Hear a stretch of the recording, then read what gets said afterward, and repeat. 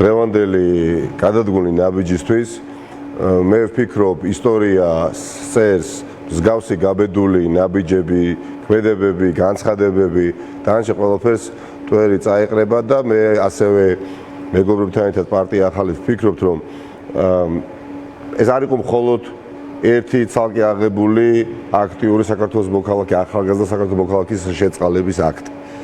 ხო? ეს იყო ევროპისკენ გადადგმული ნაბიჯი.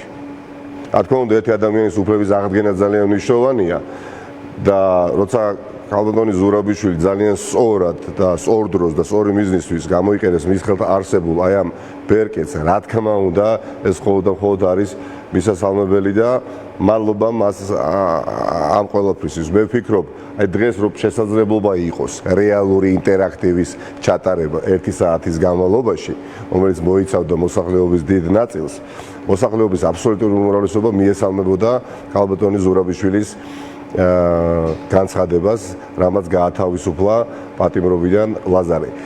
მე რასაც უყურებდი, ასეთი პროტესტი არ მახსოვს. ეს არის ყველაზე კულტურული, ყველაზე შემოქმედებითი, ყველაზე თეატრალური და რაც თავარია ყველაზე შედეგიანი პროტესტი, რასაც ჩვენ თვალყურს ვადევნებთ უკანასკნელი დღეების განმავლობაში და რაც უფრო გვაშორებს ჩვენ ხელისუფლება ევროპის თავისი გადადგმული ნაბიჯებით, მით უფრო იღვიძებს ქართულ ხალხში ნება დაუოკებელი, რომ გავხდეთ ევროპული ოჯახის წევრი. ხო, ეს ყველგან ჩანს, ეროვნული მუხტი იღვიძებს, ეს ჩანს თეატრის სცენებზე, ჩანს ბარებში, ჩანს ქუჩებში, ჩანს იგრძნობა ოჯახებში და ამ შანსს, რა თქმა უნდა, ხელიდან არავინ არ გაუშვებს. ძალიან თვალშისაცემია, ეს არის თემა უკვე მეორედ რუსული კანონი, უკვე მეორედ, რომელიც გასცდა აი ამ ტრადიციულ ბაბლს ყველაფერზე მოპროტესტე ბაბლი, რომელიც სულ ერთი და იგივე ხალხი რომ და აი ამ ეს წრე მოჯადებული უკვე მეორედ გარღვია. აი ეს ყველაზე შემოქმედებითი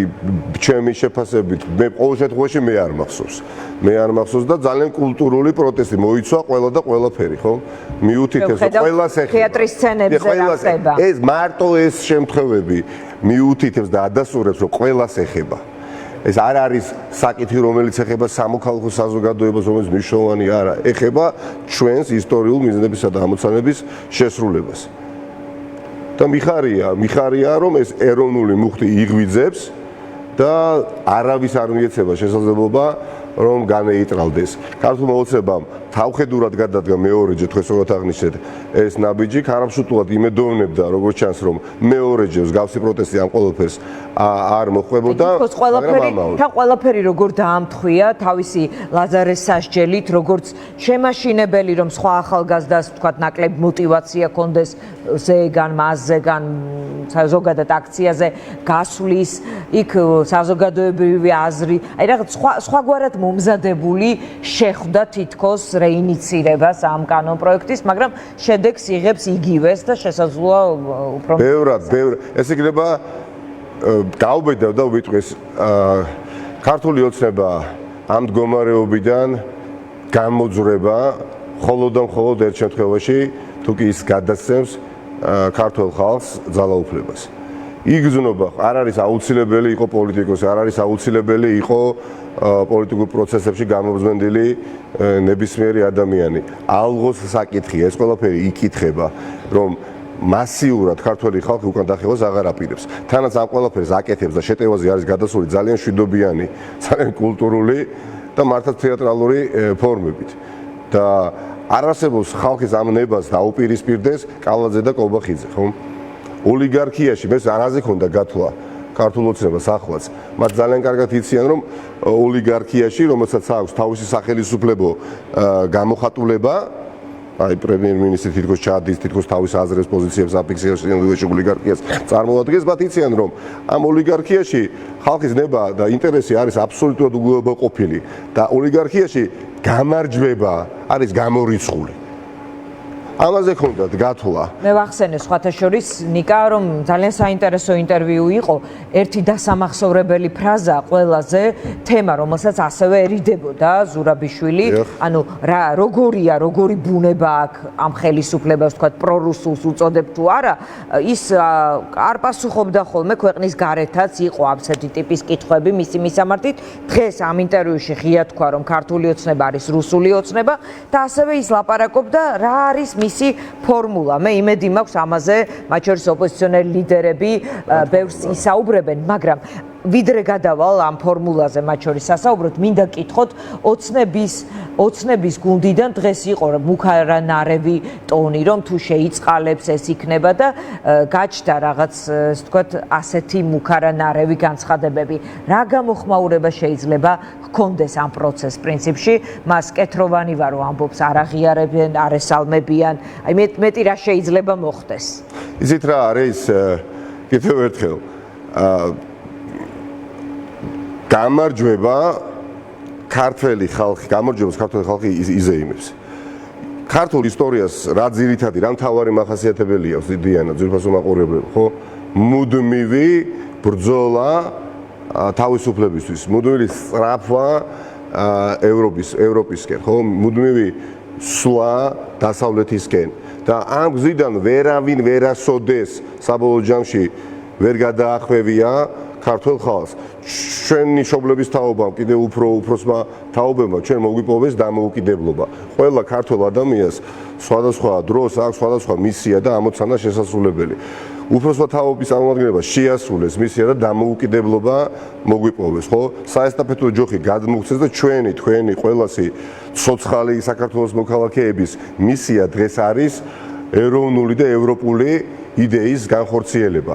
აი ამ ძალიან ძლიერ იდეას დაეჯახა ივანიშვილი. აი ამ ძალიან ძლიერ მომაკვდინებელ პოლიტიკურად, ეროვნულად მისთვის იდეას დაეჯახა, მიუხედავად იმისა, რომ ზურგს უმაგრებს რუსეთის ინტერესის ხანერად უბრალოდ არ აიხსნება, რაც მათ გააკეთეს უკანასკნელი დღეების განმავლობაში დაიმცირეს კანონი, რომლის გამოც ნახევარი თბილისი გამოვიდა ასე ორგანიზებულად შარშან და აი მიუხედავად ამ დაპირისპირებისა, სადაც რუსეთი უმაგრებს მას ზურგს, ის დამარცხება ძალიან მშვიდობიანად ქართული ხალხის წინააღმდეგ. ეს არის ის, რაც ჩვენ უნდა დავიჯეროთ პირველ რიგში და მადლობა ქალბატონ ზურაბიშვილის პარტია ახალის სახელით მინდა განსაკუთრებით ამას ხალხის გავს, რომ ეს რწმენა გააღვივა დღეს. პარტია ახალისგან განსაკუთრებული მადლობები ეკუთვნის ზურაბიშვილს. კი, ნამდვილად და იქ სადაც მადლობაა სათქველი, არც მე, არც ნიკას და არც არავის, არასოდეს არ გვეთაკილება, არასოდეს და ღმერთო დაგვიფაროს და ვფიქრობ, რომ ამითაც შეიძლება ბევრისგან გავსავდებოდეთ. კი ბატონო, ნიკა, მინდა აუცილებლად კითხო. მე ვიცი, რომ ეს სამომავლო განხილვის თემა იქნება, მაგრამ მაინც მე არ მჯერა გაერთიანებების ამბობს ზურაბიშვილი, ამ საინტერესო ფრაგმენტებს მაყურებელს მოვასმენებ გადაცემის მეორე ნაწილში. არ მჯერა გაერთიანების, დღეს ასეთი გაერთიანებები ვერ იქნება, მაგრამ შეთანხმება უნდა იყოს თავარზე, ამბობს ის ევროპის გზაზე, უნდა დაიდოს სამოქმედო გეგმა, დაგველოდებიან ევროპელები არჩევნებამდეო, ასეთ რამეს ამბობს, 3-6 თვეში რა შეიძლება გაკეთდეს სასამართლოზე, კორუფციაზე, ასე შემდეგ, მოკლედ დაიდება რაღაც ტიპის დოკუმენტი, რასაც ოპოზიცია, როგორც მე მივხვდი ზურაბიშვილის განცხადებიდან, ხელს მოაწერთ, ამის შემდეგ გადიხართ არჩევნებზე და ერთ წელიწადში შემდეგ ტარდება ახალი არჩევნები. ანუ ტექნიკური მთავრობა, ტექნიკური ვთქვათ ხელისუფლება, რომელიც ამ რეფორმებს იღებს 3 თვიანს და ატარებს ახალ არჩევნებს. ეს არის განხილვის თემა ოპოზიციაში. ანუ მე ველაპარაკები ამაზე ოპოზიციას. ყველა კი ბატონო არის ამაზე საუბარი, სიგნისეული საუბარი ჯერ ალბათ არ შეიძლება რომ ამაზე დაერქვას, მაგრამ პარტია ახალი ამიტომაც შეიქმნა, რომ დამარცხდეს ქვეყანაში რეჟიმი და მოხდეს პოლიტიკური რეალური ცვლილებები. და ნებისმიერი ნაბიჯი, რომელიც აი ამ ძალიან დიდ ეროვნულ და ევროპულ მიზანს მოემსახურება, რომელიც გადის ოლიგარქიული ხელისუფლების, ანტიეროვნული ხელისუფლების დამარცხებაზე, რა თქმა უნდა, მიიღებს აქტიურ მონაწილეობას. თავარია ეს იყოს შედეგზე ორიენტირებული, თავარია ეს იყოს მართალი გეგმა და აქ არათუ არ მივიღებთ ჩვენ მონაწილეობას, არამედ მივიღებთ ძალიან აქტიურ მონაწილეობას და ხელსაც შევუწყობდით. რა თქმა უნდა, დღეს რა დაპირისპირება არის დიანა? დღეს არის დაპირისპირება რასაც თვალყურს ვადევნებთ და ჩვენც ვართ მონაწილენი, სადაც ხაზი გადის ძალიან დიდ სიმართლესა და ძალიან დიდ უსამართლობას შორის. თორემ ეს დაპირისპირებაა, ბუნებრივია, თუ კი იარსებებს გეგმა რეალური პოლიტიკური უკეთესი ცვლილებებისთვის, პარტია ახალი იქნება იქ, სადაც საჭირო არის. ამიტომაც შეიქმნა პარტია ახალი არ შექმნა მხოლოდ იმიტომ, რომ გახდეს მთავარი ოპოზიციური პარტია. რაშიც დარწმუნებული ვარ უახლოეს პერიოდში ასეთ რამეზე, ასეთ წინადადებაზე, ერთწლიან მთავრობაზე, ამ გეგმის შესრულებაზე, ამაზე ზურაბიშვილი როგორც ჩანს გელაპარაკებათ ყველას, თქვენი მხრიდან აქვს მას ცილიმისეული საუბარი ამ საკითხთან დაკავშირებით ჯერჯერობით არ ყოფილა, ამიტომაც ვახსენე რომ ამას ვერ დავარქვევ, თუმცა საქმის გულში ბუნებრივია ჩვენ ვართ.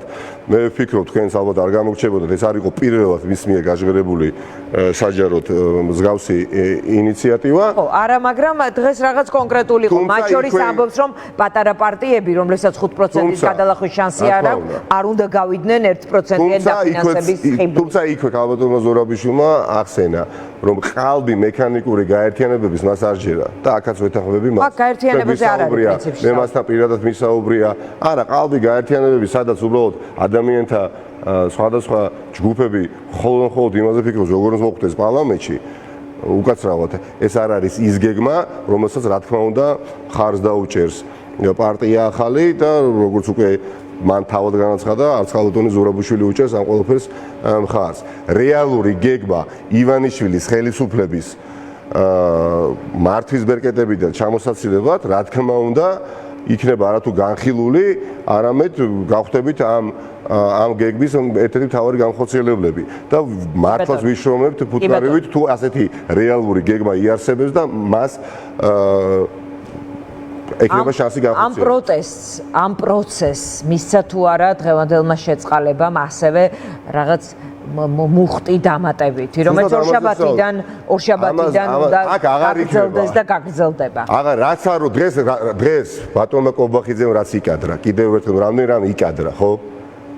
დღეს ამ ადამიანის სახეს რო უყურებდი, თითქოს დანახი მქონდა მსგავსი მისი მდგომარეობა ერთხელ მე პირადად მან გაბედა და თქვა, რომ კანცლერი შოლცის ვალდებულება არ არის ქართული კანონების კითხვა, რომ თითქოს ბიუროკრატიამ შეიყვანა ის შეცდომაში და არგუმენტები უნდა იყოს დასაბუთებული. პრაქტიკულად დებატებში გამოიწვია საერთაშორისო საზოგადოება, მაშინ როდესაც არათუ ოპოზიციის წარმომადგენელთა დებატებში არ მოდის, თქვენთან არ მოდის ერთი-ერთზე გადაცემებში სტუმრად და მე დააყოლა, რომ ასეთი არგუმენტები თეორიულადაც ვერ იარსებებს, შესაბამისად ჩვენ გადაწყვეტილებას არ შევცვლით. ეს არის ღირსების საკითხიო. ღირსების საკითხი არ არის კობახიძე, ივანიშვილი, ხო? ეს არის ეროვნული ამოცანის საკითხი. თქვენ გაქვთ სხვა ინტერესი ამ პროცესში, ჩვენ გვაქვს სხვა ინტერესი ამ პროცესში. ჩვენი პარტია ახალის ამ შემთხვევაში თავარი ამოცანა არის აღვადგინოთ ამ ქვეყანაში ხალხის ინტერესი. დავიცვათ ხალხის ინტერესი და შემდეგ განვახორციელოთ. და ეს ასეც იქნება და თქვენი ინტერესი არის და ასეც იყავით დღეს წარმოდგენილი გერმანიაში მხოლოდ იმ ადამიანის ინტერესების გატარება.